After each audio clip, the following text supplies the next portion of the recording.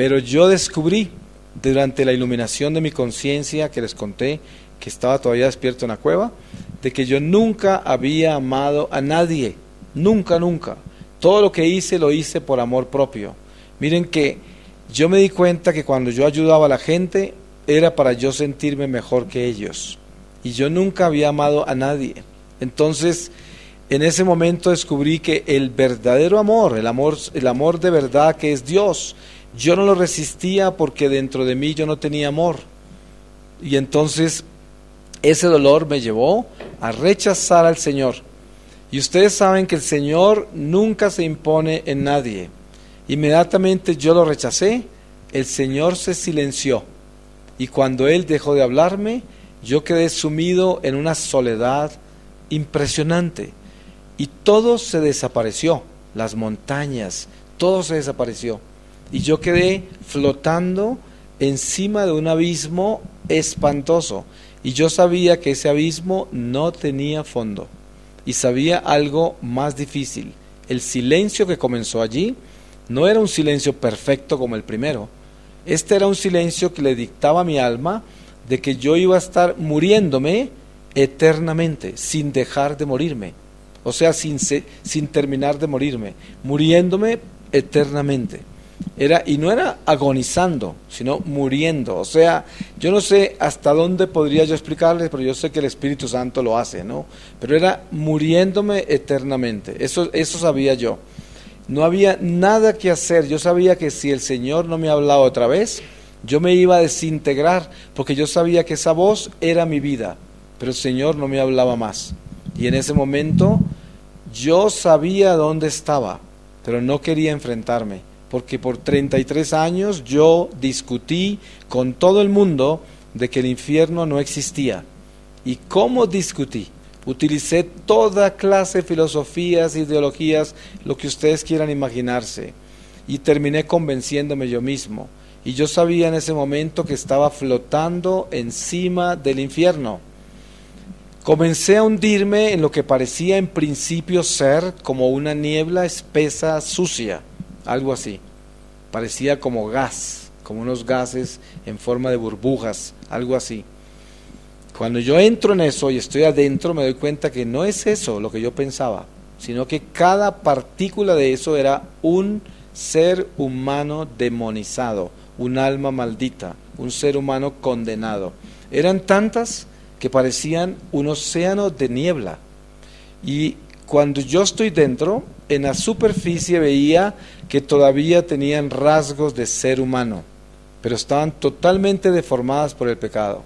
Y yo estaba en un estado perfecto de conocimiento, en lo cual estaba desde el principio de mi experiencia con Dios. Desde el principio yo estaba en un estado perfecto de entendimiento, todo lo entendía, todo. Fue mucho después que entendí que esa es la acción del Espíritu Santo en nosotros, porque por el bautismo llevamos ese Espíritu Santo. Entonces todo lo entendía. Y miren que cuando yo miraba un alma, entendía perfectamente todas las deformaciones de esa alma que habían causado el pecado, y sabía cuáles pecados las habían deformado, y también las combinaciones de pecados que formaban diferentes deformaciones. Eran apariencias monstruosas. Y esas almas, lo peor de todo que yo descubro es que la voz nuestra voz es un don maravilloso, un don espiritual. Cuando nosotros morimos, el alma, si entra en la salvación eterna, así sea que entre a la parte más baja del purgatorio, tiene voz, el alma tiene voz. Pero cuando el alma cae al abismo, lo primero que pierde es la voz.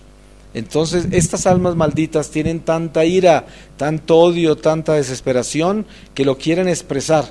Ustedes saben que cuando una persona tiene rabia, ¿qué es lo primero que quiere hacer?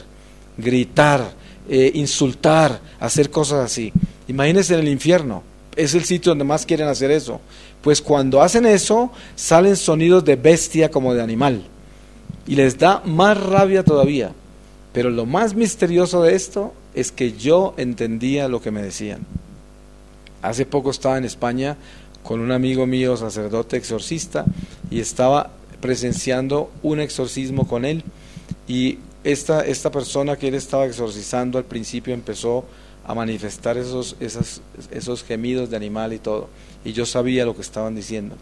Es algo que no se puede explicar. Yo les podría hablar del infierno por mucho tiempo, podría escribir una enciclopedia de muchos tomos solo de un alma maldita.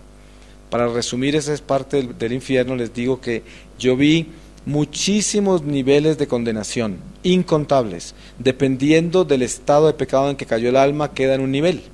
Y esas almas son esclavas eternamente de diferentes jerarquías de ángeles caídos, que son como coros celestiales de donde cayeron, que se convirtieron en coros de vicio, del mal. Entonces están formados jerárquicamente en forma militar.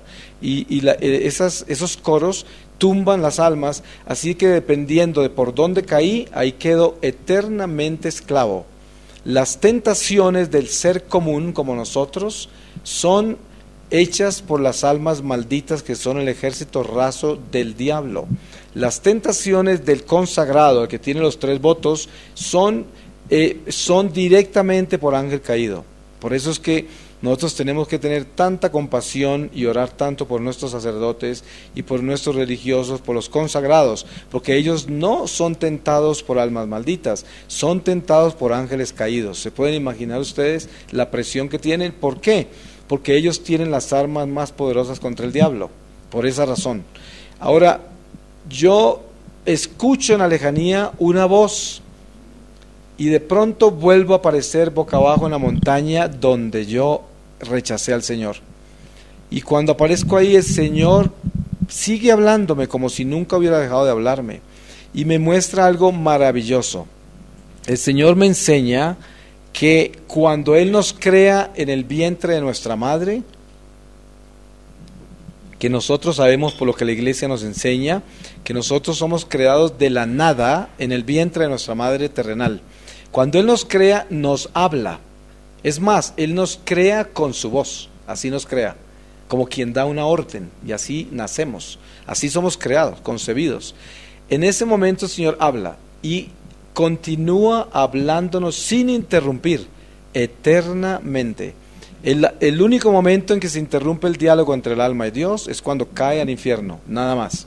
De lo contrario, por eso el alma queda sin voz, porque tiene interrumpido el diálogo con Dios y por lo tanto el espíritu que se manifiesta a través de la voz se desaparece, el alma lo pierde. Entonces el Señor me dejó escuchar, porque como no estoy metido en tiempo y espacio sino en el eterno presente de Dios, el Señor en un instante me dejó escuchar todo lo que me dijo desde el día que me concibió hasta los 47 años. No se pueden imaginar el dolor tan espantoso que yo sentí cuando escuché todo lo que me dijo los 33 años que no estuve en la iglesia, que no estuve obedeciéndole a Él, que viví en pecado mortal. No hay forma de medir eso. Es algo tan espantoso, porque estoy recibiendo la voz de el Dios bueno, el Todopoderoso, el que me hizo a mí. Es decir, no se puede comenzar a explicar lo que yo sentí. Y el Señor no lo hizo para que yo sintiera eso, sino que Él es la verdad, Él es la justicia y el amor, y lo hizo porque esa es la verdad, simplemente fue Él, y al ser Él, yo me encontré fuera de Él en esos 33 años. ¿Sabe cómo se puede simbolizar eso perfectamente? Un pescado afuera del agua pretendiendo respirar, eso es lo que yo era, muerto estaba, muerto. Una persona que está en pecado mortal está muerto, visto desde el espíritu, es un cadáver. Por eso, acuérdense de esto, y yo se los digo porque yo lo sé, yo lo he visto. A mí no me lo enseñó un ser humano, yo no lo leí en un libro, esto me lo enseñó el Señor, Él mismo. Una persona que está en pecado mortal está muerta, es un cadáver. Por eso tenemos que tener tanta compasión con aquellos que están en pecado, porque son enfermos, están muertos, y tenemos que buscar la resurrección para ellos, porque si no, esa muerte será eterna. Por eso se llama pecado mortal. Entonces, el Señor me habla tanto que yo he escrito 6 libros de las experiencias que he vivido, y le cuento que no he tocado ni la mínima parte de esto, ni la mínima.